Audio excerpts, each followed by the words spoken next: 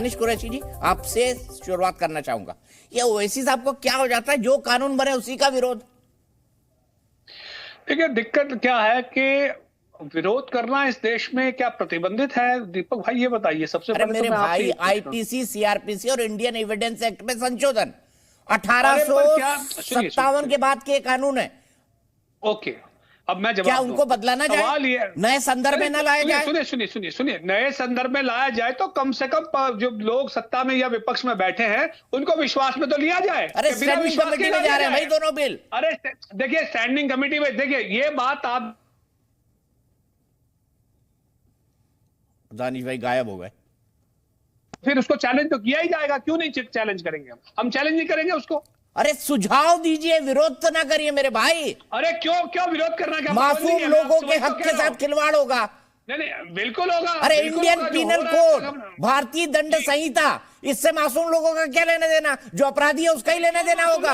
अरे सुनिए मेरी बात, सुनिए मेरी बात। मासूम लोगों को जब तक आप अदालत का फैसला नहीं आ जाएगा, उससे पहले तो वो मासूम ही है ना, कि उससे पहले आप अदालत में यही फैसला कर देंगे दीपक भाई कि आपने फैसला सुना दिया, काम खत्म हो गया। यही तो दिक्कत है। गजब, दानिश भाई कैसी बातें करते हैं आप? कि आप अदालत के पहले ही सारा मामला खत्म कर देना। अच्छा ये बताइए, कानून ही बना, दानिश कुरैशी जी बताइए, आईपीसी है क्या और सीआरपीसी है क्या?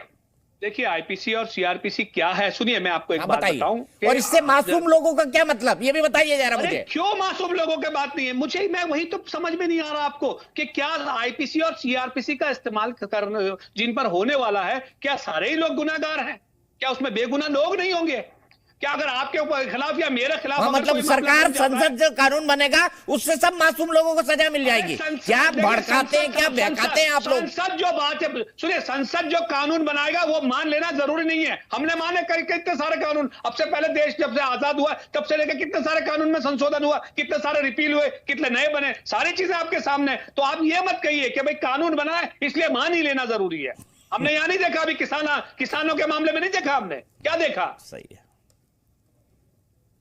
बिल्कुल मानना ही पड़ेगा आपको, सही है, शुक्रिया इसके लिए। सही है, सही है, सही है दानिश भाई। मतलब वो समझ नहीं आता, एक कौम बन गई है यहाँ पर, एक कौम जो खुद ही अपने आप को गद्दार मानती है। मैं नहीं कहता हूं, जो खुद ही अपने आप को गद्दार मानती है। ऐसे शब्दों का प्रयोग मत करिए। आपको गरियाना है तो गरियाइए, आपको लगता है कि हम गद्दार हैं तो बोलिए, आप बोलिए एक बार। मैं थोड़ी बोल रहा हूं, जो खुद अपने आप को मानती है भाई, मैं नहीं बोल रहा हूं किसी को गद्दार, जो खुद अपने आप को मानती है। वो जो मान रहे, जो बोलने की बात है, आप बताइए किसने बोला है, आप जवाब देंगे उसको, आप बताइए।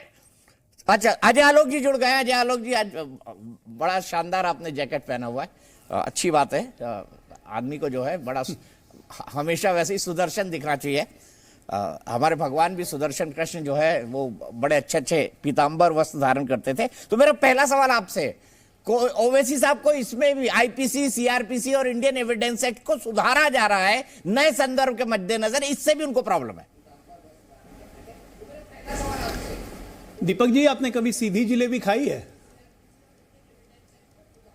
ये दानिश साहब रोज खाते हैं सीधी जलेबी, रोज खाते हैं सीधी जलेबी।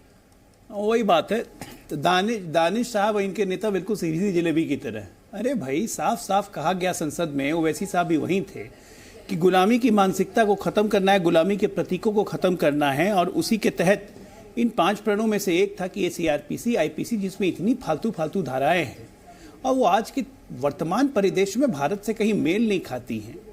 वो अंग्रेजों का दिया हुआ नाम सीआरपीसी, आईपीसी, अब उसको अगर हम रिप्लेस कर रहे हैं भाई, आईपीसी को अगर हम भारतीय न्याय संहिता 2023 कहते हैं, तो उसमें क्या दिक्कत है? दिक्कत क्या है? राजद्रोह खत्म कर दिया है, लेकिन धारा 150 लगाने से दिक्कत हो रही है। दिक्कत वही है दीपक जी, और कहीं दिक्कत नहीं है कि कहेंगे कि धारा राजद्रोह आपने खत्म कर दिया, लेकिन आपने 150 में प्रावधान ऐसे लगाए हैं कि भड़काने और उकसाने पे भी सजा हो सकती है। तो इसमें तो भाईजान को दिक्कत हो जाएगी ना। तो भाईजान तो हर दूसरे दिन धमकाते और उसका उकसाते रहते हैं, कोई काम तो करते नहीं है। तो जिनकी ऐसी प्रवृत्ति होगी उनको इन सबसे दिक्कत होगी। और हमने तो स्टैंडिंग कमेटी में भेजा है, तो स्टैंडिंग कमेटी में जितने अपने सुझाव हैं, 2-2 सांसद हैं, अपने दें कि क्या क्या और उनको चेंजेस चाहिए। लेकिन सच्चाई ये है कि आज की तारीख में आप देखिए, justice delayed is justice denied. एक अदालत में आप मुकदमा करने जाइए, चाहे वो जमीन का मुकदमा हो, चाहे आपराधिक मुकदमा हो, सजा होते होते होते होते 20 साल 25 साल लग जाता है। Lower court, high court, supreme court, district court, इतनी तारीख पे तारीख पिक्चर का डायलॉग बन गया था तारीख पे तारीख। तो अब जब सब चीज़ को इलेक्ट्रॉनिकली किया गया है, फॉरेंसिक्स के साथ जोड़ा गया है, उसमें टेक्नोलॉजी जोड़ी गई है, अब यह है कि चार्ज फ्रेम होने के अंदर 30 दिन के अंदर न्यायाधीश को फैसला देना पड़ेगा। इन सब तमाम चीज़ों के कारण अदालतों का लोड कम होगा। तो आज अगर हम मॉडर्नाइजेशन की तरफ बढ़ रहे हैं, एक आधुनिक भारत की तरफ बढ़ रहे हैं, तो उसमें भी ये ढकोसला पुराना रीति रिवाज लेके क्या फायदा है? कोई तथ्यों के साथ अगर बोलना हो, अगर इस पर कोई ऑब्जेक्शन हो तब आप बात कीजिए। 356 धाराएं कर दी गई हैं, 93 धाराएं हटा ली गई हैं पुरानी, क्या जिसकी कोई जरूरत नहीं थी। आज की तारीख में लॉ वो होना चाहिए जो एक आम नागरिक को जिससे फायदा हो, नागरिक को जिसमें न्यायिक व्यवस्था पर विश्वास हो कि हाँ ठीक है हमें न्याय मिल जाएगा। आज की तारीख में आप भारत के किसी भी नागरिक से पूछिए, वो यही कहेगा कि कोर्ट में जाने का मतलब है 10-15 साल 20 साल खराब करना, ऐसे ही सुलझ जाए, out of the court settlement हो जाए, कुछ हो जाए। तो इन तमाम चीज़ों को देखते हुए ये हमारे 5 प्रणों में से एक था कि गुलामी की तमाम निशानियों को ख़त्म करना, ये एक नए और समृद्ध भारत की निशानी होनी चाहिए। उसी के तहत ये बिल आज और एक दिन में नहीं पेश किया गया। इस बिल पे अध्ययन हो रहा था पिछले 4-5, मैं कहूँगा 7 सालों से अध्ययन हो रहा था।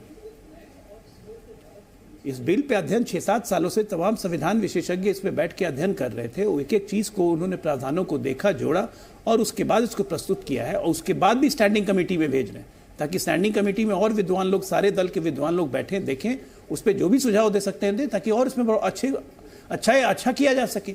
लेकिन साफ साफ कहना कि फालतू है, ये लौदा जा रहा है, तो ये ऐसे है, ये वैसे, आप पहले ही से प्रीएम्प्ट क्यों हो जाते हैं? पहले ही से मान के बैठे हर चीज को मुसलमानों के विरुद्ध बता दीजिएगा, क्या दिक्कत है भाई?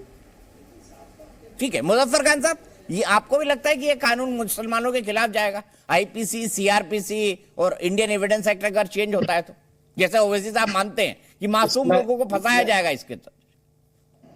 मासूम लोग सिर्फ मुसलमान ही क्यों आप कहते हैं? सर मैं थोड़ी बोल रहा हूं, आप ही तो बोल रहे हैं कि भाई ये मुसलमानों के। मुझे नहीं लगता है कि किसी ने ये कहा। मासूमों में कोई भी हो सकता है सिटीजन, लेकिन एक चीज जो मैं बताऊं आपको कि ये कहना कि ये अंग्रेजों का लादा हुआ कानून था, उसमें बहुत सारी उसके बाद अमेंडमेंट्स हुई हैं, सीआरपीसी में भी, अंग्रेजों के बाद भी, एविडेंस एक्ट में भी, और इसमें शक भी नहीं है कि रिक्वायरमेंट थी अमेंडमेंट की। कुछ जो अनवांटेड प्रोविजंस थे जो यूज ही नहीं हो रहे थे, उनको निकालने की भी जरूरत थी। और डिले का, जहां तक ये मेरे भाई साहब कह रहे थे कि भाई तारीख पे तारीख दी जा रही है, तो उसको आप कहोगे कि अमेंडमेंट करने से बहुत जल्दी फैसले आएंगे, तो वो मुमकिन नहीं है। मैं 17 साल में एक जज भी रहा हूँ, जुडिशियल ऑफिसर रहा हूँ। 17 साल के बाद मैंने वॉलंटरली रिटायरमेंट ली है। मैं इस चीज़ को अच्छी तरह से समझ सकता हूँ कि जब तक आप हमारे भारत देश में जज पॉपुलेशन रेशो को मेंटेन नहीं करोगे, तब तक आप कहोगे कि टाइम पे कोई फैसला हो सके, पॉसिबल ही नहीं। कानून बदलने से जब तक कि आप जजेस की रेशो नहीं बढ़ाओगे, कि जितनी पॉपुलेशन के लिहाज से, जिस तरह अमेरिका में जज पॉपुलेशन की एक रेशो है, बाकी जितने भी कंट्रीज हैं वहां हम कहते हैं कि भाई अगर मर्डर का फैसला भी है तो विद इन टाइम पीरियड जो है मर्डर का फैसला आ जाता है। उसकी वजह ये है कि वो रेशो मेंटेन रखते हैं कि इतनी पॉपुलेशन के लिए इतने जज होंगे। अच्छी बात है, कुछ चीजें एविडेंस एक्ट, हालांकि एविडेंस एक्ट में जो मुझे समझ में आता है, तो जितना मैंने समझा है उसको, एविडेंस एक्ट में कुछ चीजें थी, जिस तरह एक अभी भी एक प्रिजम्पशन की एक क्लास थी, किसी की नजर उस पर नहीं पड़ी होगी, कि पार्लियामेंट कौन सी, यूके की पार्लियामेंट जो कानून बनाएगी, और यूके का जो प्रिजम्पशन था वो अभी भी हमारे कानून में पेंडिंग था जो अंग्रेजों ने बनाया। लेकिन अगर आप बाकी कानून देखेंगे, एविडेंस एक्ट एक फुल प्रूफ स्टैट्यूट है जिसको किसी और तरमीम की खास जरूरत नहीं थी। कुछ चीजें बाद में आई, 376 के लिए प्रिजम्पशन जो थी वो हमने बाद में ऐड की उसमें, कि प्रिजम्पशन जो है अगर माइनर है बच्ची कोई जिसके साथ बलात्कार हुआ, तो presumption is against the accused, वो पहले नहीं थी। तो बहुत सारी तरमीम जो है वो हुई है। सीआरपीसी में तो बहुत तरमीम हुई है और मुख्तलिफ स्टेट्स ने भी की है। जिस तरह यूपी की स्टेट ने अपने लिहाज से सीआरपीसी में तरमीम की है, महाराष्ट्र की रियासत ने अपने हिसाब से सीआरपीसी में तरमीम की है, बहुत सारी रियासतों ने अलग तरमीमें भी की हैं, अमेंडमेंट्स की हैं, और सेंट्रल गवर्नमेंट ने भी, पार्लियामेंट ने भी तरमीमें की हैं। इससे पहले भी कोशिश की गई, लेकिन अगर कोई कोशिश की गई है इसको और बेहतर बनाने की, फॉरेंसिक जिस तरह एक्सपर्ट्स का मैंने अभी सोशल मीडिया पर पढ़ा है, क्योंकि अभी मैंने वो बिल तो देखा नहीं, वो सिलेक्ट कमेटी को भेजा गया है।